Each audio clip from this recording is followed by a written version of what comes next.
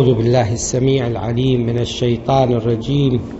بسم الله الرحمن الرحيم، والحمد لله رب العالمين، وصلى الله على محمد وآل محمد وعجل فرجهم والعن عدوهم. رب اشرح لي صدري ويسر لي أمري واحلل عقدة من لساني يفقه قولي بمحمد وآل محمد. اللهم صل على محمد وآل محمد وعجل فرجهم والعن عدوهم.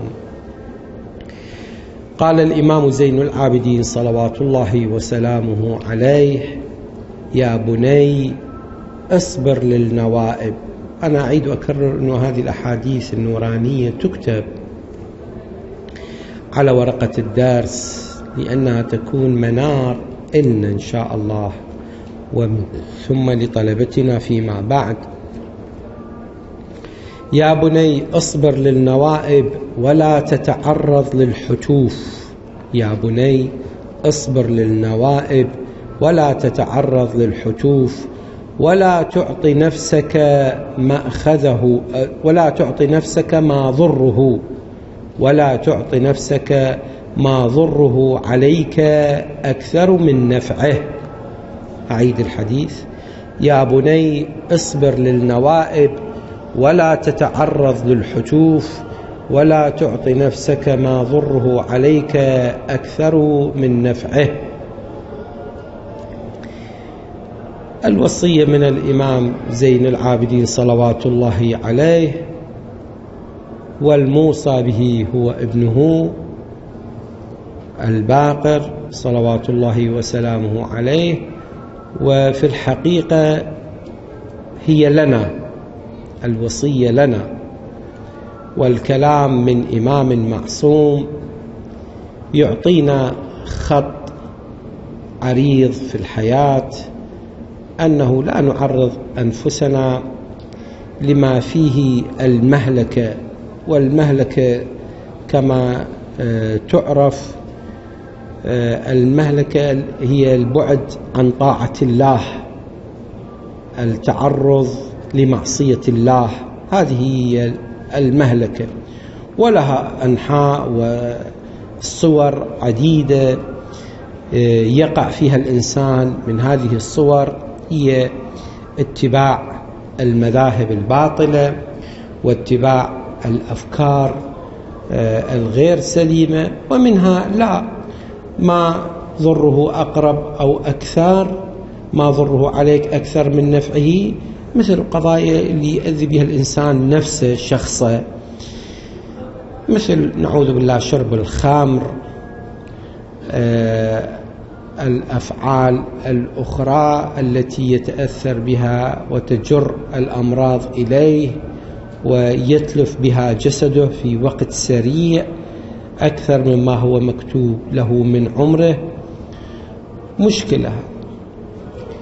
بل نعود إلى treatise on the rights, and the right number 17, the right of the trainer through ownership. Here we have the ownership. Before, there were slaves, and this slave, it is owned by the owner, and the owner has the right to do whatever he likes with this slave. Okay? Sometimes take his eyes, sometimes take his balls, sometimes cut off his private parts, kill him, to do whatever he likes with him. Yes, it is haram. It is haram to do so. But he is the owner, and before they were having the person, whether male or female, just like a cow or a hen, and they can do whatever they like with him because they are the owners. And after Islam came, tried to change this, but because of the spread of this issue among the people, so it takes so long time Ayatollah Imam Zain al-Abidin, he was buying too many slaves each year, teach them, and at the end of the year he gave them money and he released them for free in order to go back to their countries and to spread Islam, the morals of Islam. This was one of the ways that Imam Zain al-Abidin salawatullahi wa salamuhu alayh used to spread Islam laws among people, and Islam exactly among people. In spite he was under blockade, under the watch of Umayyad intelligence agency and so on. Anyhow, now we are talking about the person who is the ownership. You are under or you are under his ownership. As I told you before, it was what? Slaves. Nowadays slavery is so little. It is exist, not vanished, but it is rare. Okay? If we look at it from another side, that I am as a husband, and I have my wife, I will consider my wife, not in reality, because so many people, they treat their wives as what? As slaves. So many fathers, they treat their sons and daughters as slaves, as well as the mother. The wife, sometimes she treats her husband as a slave, or she treats her kids as slaves. And also we have some kids, they treat their parents or the other sisters and brothers as slaves. We have such thing. All right. If we are in such situation, this situation, it is not as much as different from the situation that you are under the control of a ruler or a king or a president. Yeah, he is also your owner by what? By leadership. He has the leadership, so you are what? One of his slaves, and he can do whatever he likes with you. So be careful. Now when we are talking about the right of the trainer through ownership, you have to be careful when you treat with if you are an employee, how to treat with your boss. If you are a wife, how to treat the husband. If you are a son or a daughter, how to treat with a father or a mother. If they treat you just like a slave, you have to be careful not to give them the right or the opportunity to treat you badly, not to give them a chance to torture you or to kill you or to do bad things. Be careful and put in your mind, you will be their partner. You will be their partner. If you, for example, disobey them, and if you do something bad to them and you give them an excuse to chastisement you or to punish you, you will be the partner. You will be their partner. Let's have an example. We have too many examples in our life. For the wife, I'm talking to the person who is treating his wife as a slave, and there are too many. And this is not the right thing. Look, I'm not saying this is the right thing. But is there any case like this? Yes, there are many. For the wife, when she knows that her husband is so nervous and he is treating her badly, okay, she has to think in a clever way how to act with this person, with this aggressive person, with this man. Not to give him an excuse to punish her or to hurt her. She has to do whatever he likes, but in a right way, not in a wrong way.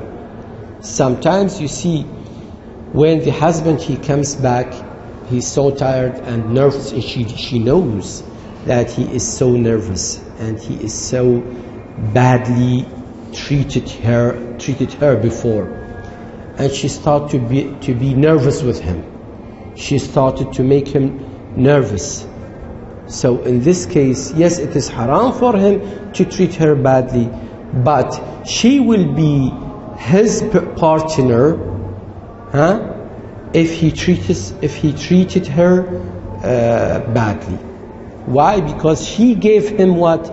She gave him the excuse. Yeah? The same thing for you if you are employee and you know your boss need this style of work, you are working the opposite style or the opposite way of what your boss wanted. Definitely your boss will be what? Will be angry, and you will put yourself in position of questions, or sometimes to be punished. We have to think, we have to be clever, not just to behave according to my whims and according to just to do this like what I want. No, you are not free in this world to do whatever you like. Let's see what Imam Zain al-Abidin has said about the right of the trainer through ownership and the right of him who trains you through ownership is similar to the right of the possessor of authority over you, except this one has a right which that one does not, being that you are bound to obey him in every matter, whether small or big, except for what would lead you to abandon incompetent rights of God. Definitely, if it reaches to the point that you are going to do acts against the will of Allah subhanahu wa ta'ala, you are going to disobey of Allah subhanahu wa ta'ala, no, I'm not going to obey him. Okay? لا طاعة للمخلوق في معصية الخالق. Or in what would intervene between you, his rights and the rights of the people.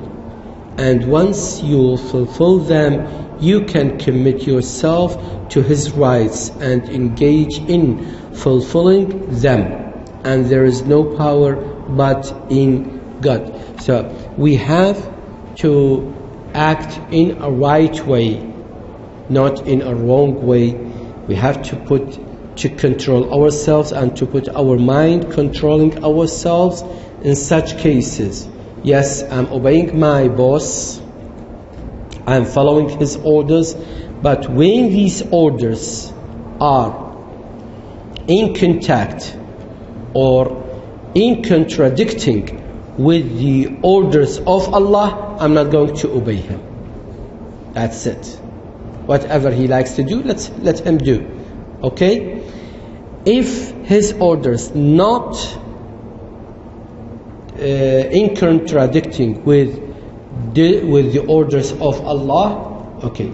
We see nowadays some people, all sorry to say this, some people, in order to having higher position in their job, in their works, so they obey their bosses to do whatever they like, even against the wills of Allah subhanahu wa ta'ala. With all sorry to say I'm saying this, but they do it. Why you do this? For some money? For higher position? I don't think this will be immortal. One day you were with no money, and you will be with no money later. Okay? So be careful. Do not buy the acceptance of the creatures against the acceptance of the Creator. So be careful. This is very important, to think and to act accordingly. That's all for today. Walhamdulillahi Rabbil Alameen. Wa sallallahu ala Muhammadin wa alihi tayyibin at-tahirin. Allahumma salli ala Muhammad wa ali Muhammad.